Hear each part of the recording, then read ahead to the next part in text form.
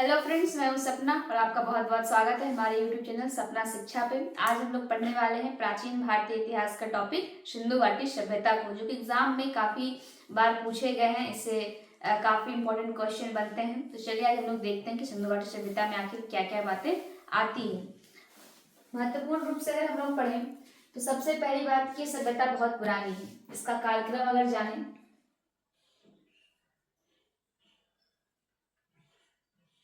तो 2500 बीसी से 1750 बीसी तक माना गया है।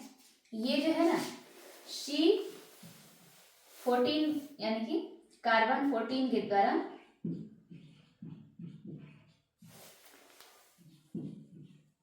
इस पद्धति पर ऐसा ज्ञात किया गया है एक निश्चित तिथि। तो इसका कालक्रम क्या माना गया है? 2500 बीसी से 1750 बीसी तक कार्बन 14 पद्धति के आधार पर इस तिथि का पता लगाया गया है। ठीक है, यहाँ तक ठीक है। अगर हम बात करेंगे सिंधु घाटी सभ्यता की, आखिर जानकारी हमें मिली कैसे, तो सबसे पहले एक नाम आता है चार्ल्स मैसन। चार्ल्स मैसन ने ही इस सभ्यता पर सबसे पहली बार प्रकाश डाला था। जब 1853 में रेल की पटरी बिछाने के लिए जब खुदाई हो रही थी, तो वहीं पर से ईंटों के साक्ष्य मिलने लगे। तो लोगों ने सोचा कि ये ईंटें कहाँ से निकल रही हैं। तो जब वहां पर खोद कर देखा गया तो पता चला कि अरे यहाँ पर तो एक सभ्यता है। तब जाकर पता चला सिंधु घाटी सभ्यता के बारे में। तो हम लोग बात करने वाले हैं सिंधु घाटी सभ्यता, जो कि एक विकसित सभ्यता थी। कैसी सभ्यता थी? ये विकसित सभ्यता थी।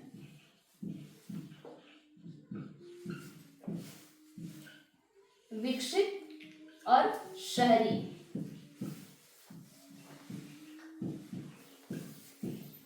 शहरी सभ्यता का उदाहरण।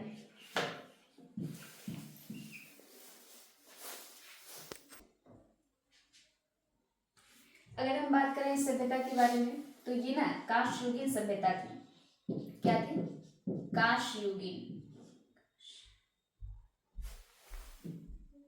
कांस्ययुगीन सभ्यता का भी उदाहरण है ये, क्योंकि इसके समय यहाँ पर जो है ना साक्ष्यों में कांस्य से बने वस्तुओं के काफी सारे अवशेष मिले हैं, जिससे पता चलता है कि यहाँ पर कांसा यानी कि Cu प्लस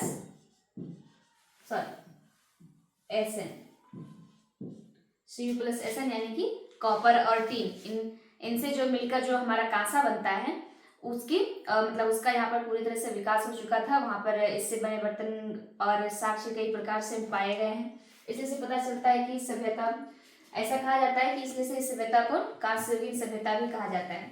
आगे अगर हम बात करें यहाँ पर नगरों की कुल संख्या की, तो वो कुल 2800 नगर है।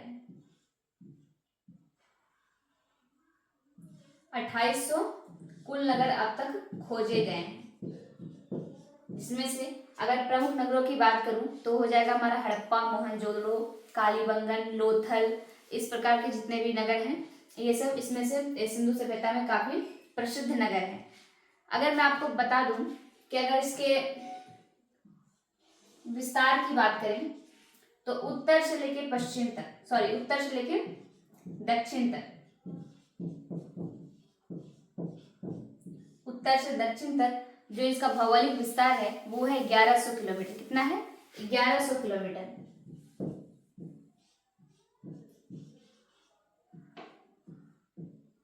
1100 किलोमीटर। और अगर हम बात करें पूर्व से पश्चिम की, तो वो हमारा हो जाएगा 1600 किलोमीटर। अगर हम बात करें कि इसका आकार कैसा है, तो ये सिंधु घाटी सभ्यता का जो आकार था ना, मतलब जिस क्षेत्र में सिंधु घाटी सभ्यता विकसित हुई थी और कहाँ कहाँ से उसका व्यापार होता था, अगर वहां से हम लोग देखेंगे तो आपको पता चलेगा। मैप पर अगर आप देखेंगे तो आपको अच्छी तरह से पता चलेगा कि ये जो सभ्यता थी ये त्रिभुजाकार थी। त्रिभुजाकार। तो यहाँ से हम लोगों ने क्या क्या जाना कि इसका जो काल निर्धारण किया गया है कार्बन 14 के तहत, वो हो जाएगा 2500 बीसी से 1750 बीसी। दूसरी बात हमने क्या जाना कि ये विकसित और एक शहरी सभ्यता का उदाहरण है। सबसे पहली विकसित और शहरी सभ्यता जो है वो हमारी सिंधु घाटी सभ्यता ही थी। इसके समकालीन 3 सभ्यताएं और भी चल रही थी। इसके समकालीन ही क्या चल रही थी? 3 सभ्यताएं और भी चल रही थी। वो कौन कौन सी सभ्यताएं थी? तो पहला हो जाएगा चीन की सभ्यता, चीन की सभ्यता पहला हो जाएगा चीन की सभ्यता। दूसरा हो जाएगा मेसोपोटामिया की सभ्यता,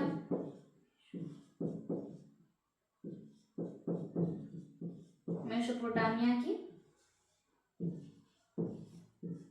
सभ्यता। और हमारा तीसरा हो जाएगा मिस्र की सभ्यता, मिस्र की सभ्यता। तो हम लोग सिंधु घाटी सभ्यता को पढ़ने के दौरान ही थोड़ी बहुत लोगों को भी जान लेंगे। तो ऐसा बता दूं मैं आपको कि सिंधु घाटी सभ्यता के समकालीन, समकालीन मतलब उस वक्त ही किसी और देश में, किसी और जगह पर कोई और सभ्यता भी चल रही थी। इसी को कहते हैं कि सिंधु घाटी सभ्यता के समकालीन सभ्यताएं। तो जैसे मैं आपको बता दूं, चीन की सभ्यता को सुमेरियन की सभ्यता भी कहा जाता है।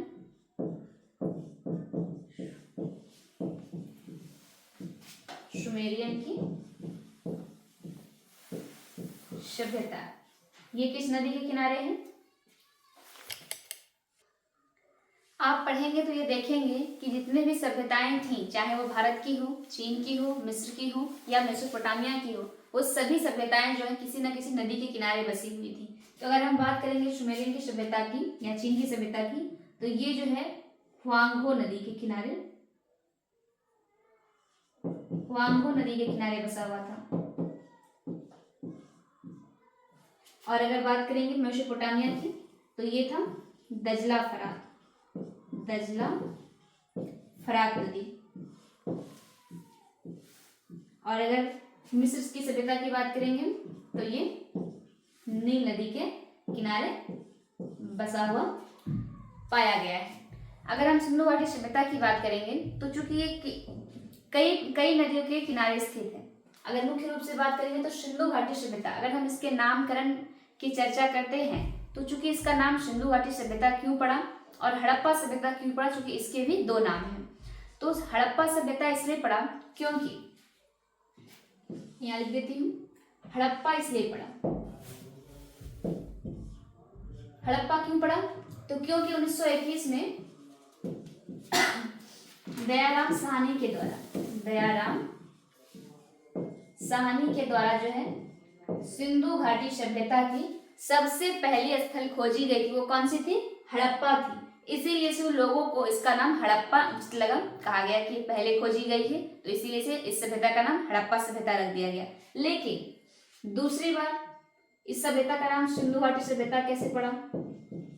तो सिंधु घाटी सभ्यता, ये नाम पढ़ने का क्या रीजन है? तो ये नाम पढ़ने का बस एक ही रीजन है कि इसके बाद 1922 में राखाल दास बनर्जी के द्वारा,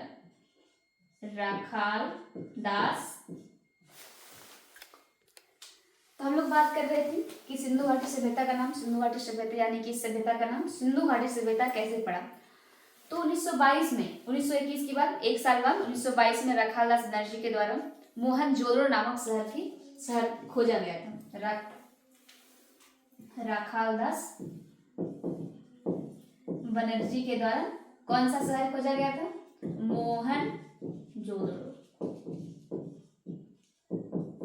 मोहनजोदड़ो खोजा गया, जो कि किस नदी के किनारे स्थित है? सिंधु नदी के किनारे। ये जो किस नदी के किनारे है? सिंधु। जिसके कारण लोगों को ऐसा लगा कि सिंधु नदी मतलब सभी क्षेत्र, सिंधु घाटी सभ्यता के लगभग क्षेत्र जो है, बहुत सारे क्षेत्र जो है वो सिंधु नदी और उसके सहायक नदियों के किनारे पाए गए हैं। इसलिए से लोगों को लगा कि सभ्यता का नाम सिंधु घाटी सभ्यता रखना ज्यादा उचित होगा। लेकिन जिस तरह से वर्ष बीतते गए और नए नए स्थलों की खोज होते गए, तो सभी स्थल जो है अलग अलग नदी के किनारे मिले, अलग अलग नदी के किनारे पाए गए। तो लोगों को ऐसा लगा कि तब जाकर ऐसा पता चला कि नहीं, सिंधु घाटी सभ्यता, इस सभ्यता का नाम रखना ज्यादा उचित नहीं है, क्योंकि सभी अलग अलग नदियों के किनारे पाए गए हैं। इसीलिए से आपसे एग्जाम में कई बार पूछा जाएगा कि इस सभ्यता का सबसे उचित नाम कौन सा है, तो वो हो जाएगा हड़प्पा सभ्यता। इसलिए से आप लोग इसको याद रखेंगे। इसी का दोनों नाम है, इंडस वैली सिविलाइजेशन और हड़प्पा सभ्यता। तो इसमें सबसे उचित नाम कौन सा है, हड़प्पा सभ्यता। अगर मैं यहाँ पे बात करूं लिपियों की, तो यहाँ पे जो लिपि पाई गई है, लिपि जो पाई गई है वो भाव चित्रात्मक है। क्या है, भाव चित्रात्मक। भाव चित्रात्मक कहने का क्या अर्थ है, तो भाव चित्रात्मक कहने का यह अर्थ है कि लिपियां जितनी भी लिखी गई हैं वो अब तक पढ़ी नहीं गई हैं। अब तक सिंधु घाटी सभ्यता की कोई भी लिपि पढ़ी नहीं गई है, और वहां पर चित्र दीवारों पर और अलग अलग जगह पर, पत्थरों पर, सभी जगह जो है वहां पे चित्र काफी बनाए गए हैं। तो चित्र के जो साक्ष्य मिले हैं, इससे पता चलता है जैसे कि कुछ कहना चाह रहे हो। तो इसीलिए से इस सभ्यता में जो अगर लिपि कहा जाता है तो वो भाव चित्रात्मक पाई गई, ऐसा कहा जाता है। यहाँ तक क्लियर है। और अगर मैं बात करूं और चित्रों में क्या पाया गया है, हर एक जगह चित्रों में, और भी कहीं आप देखेंगे सिंधु घाटी सभ्यता के चित्रों में, तो वहां पर स्त्रियों की मूर्ति, स्त्रियों का चित्र ज्यादा पाया गया है। अगर आप देखेंगे मोहनजोदड़ो में, तो कांस्य की नर्तकी की मूर्ति जो मिली है वो भी एक स्त्री की है, एक महिला की है। इससे पता चलता है कि ये जो सिंधु सभ्यता थी वो मात्र सत्तात्मक थी, यहाँ पर महिला प्रधान हुआ करती थी। चूंकि ये बहुत काफी अच्छी बात है, इससे मुझे बहुत खुशी होती है इस सभ्यता को पढ़ा कर या पढ़कर कि इस सभ्यता में जो है मात्र सत्तात्मक की बात की गई है, महिलाओं को प्रधान माना गया है। इस बात से मुझे इतनी खुशी होती है कि मैं क्या बताऊं। तो यहाँ पे ये क्या है, मात्र सत्तात्मक सभ्यता है, मात्र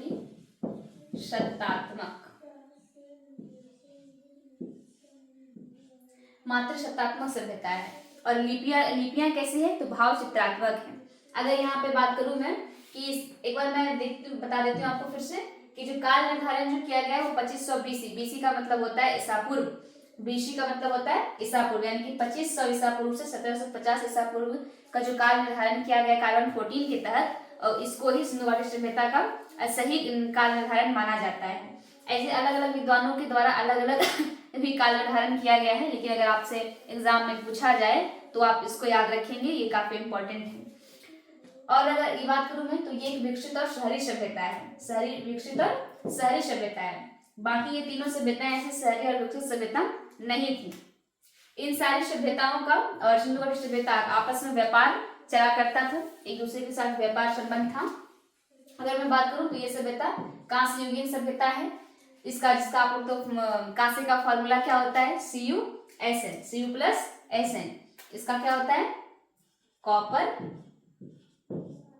और टीन, इन दोनों से मिलकर क्या बनता है, कांसा। सोचिए उस टाइम पे कांसे का विकास हो चुका था, क्योंकि साक्ष्यों में कांसे के जो है बहुत सारे बर्तन, बहुत सारे वस्तुएं पाई गई है। अगर मैं बात करूं कुल नगरों की, तो अब तक सिंधु घाटी सभ्यता के कुल 2800 नगर खोजे गए हैं। अगर बात करूं मैं उत्तर से लेकर दक्षिण तक भौगोलिक विस्तार की, तो वो 1100 किलोमीटर है। उत्तर से अगर मैं इस तरह मैप बनाऊंगी तो ये हमारा हो जाएगा उत्तर, और ये हो जाएगा दक्षिण, यहाँ हो जाएगा हमारा पश्चिम, और यहाँ पे पूर्व। तो यहाँ से लेके यहाँ तक जो सिंधु घाटी सभ्यता फैली हुई है, वहां तक की जो लंबाई है वो है हमारी 1100 किलोमीटर। और अगर पूर्व से पश्चिम तक की बात करेंगे तो ये हमारा हो जाएगा 1600 किलोमीटर। कितना हो जाएगा, 1600 किलोमीटर।